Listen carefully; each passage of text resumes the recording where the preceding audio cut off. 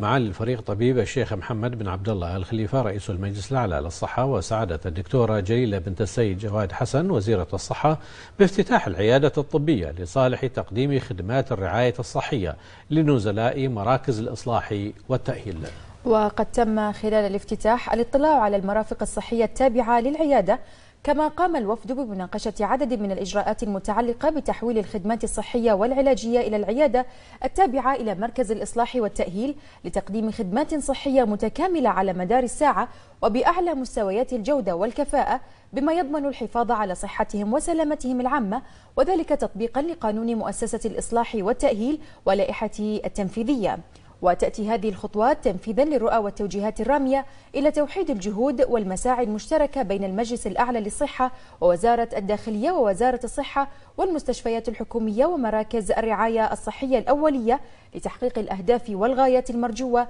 والحفاظ على المكتسبات الوطنية من خلال توفير كافة سبل الرعاية الصحية عالية المستوى.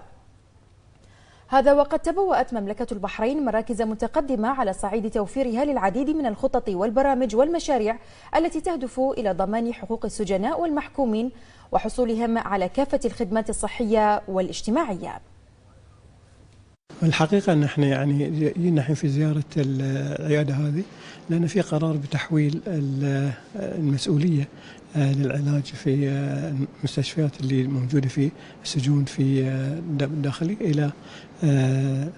إلى المستشفيات الحكومية، وهي طبعا حسب التنظيم الحين الجديد مع الجسم هي مسؤولة عن كل المستشفيات في البحر السلمانية وغيرها. هذه مؤسسة عبارة عن إصلاح وتقويم، يعني هو مسألة لما يطلع من السجن خلاص أصبح مواطن عادي، فهو ما يفقد يعني حقه في العلاج في هالفترة هذه، فالحق في العلاج مكفول والحكومة تدفع عنه مثل أي مواطن التأمين الصحي، ويتوفر له كل أسباب العلاج مثل أي مواطن آخر. وإحنا دائما يعني في خدمتك كمواطن عادي بكل أنواع ما يحتاجه من خدمة، إن كانت يعني في عيادة يعني على المستويات الأربع اللي في الخدمة الصحية، مستوى أول شيء التوعية والوقاية، ثاني شيء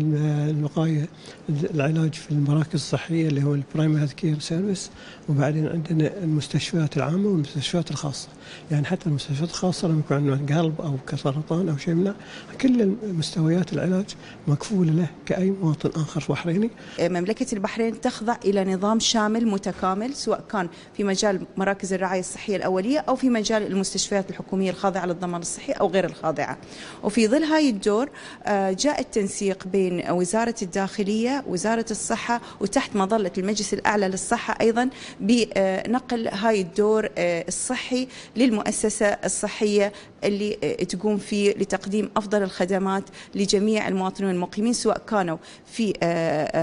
موجودين حاليا في دور الإصلاح والتأهيل أو موجودين في المجتمع، فبالتالي تقدم الخدمة في نفس النسق وفي